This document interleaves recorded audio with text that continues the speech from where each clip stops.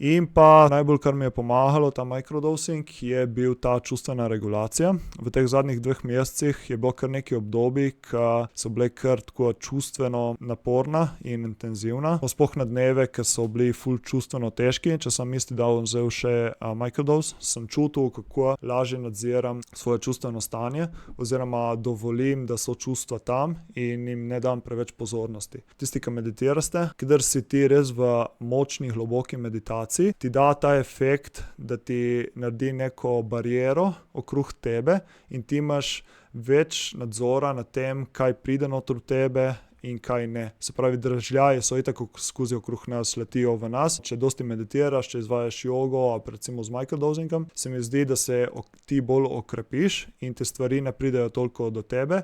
Hkrati pa tudi neki notranji procesi, čustva, misli in to, jih lažje spuščaš, opuščaš, da jih ne toliko overthinkaš ali pa recimo, da jim ne posvečaš preveč pozornosti, ke potem samo rasejo.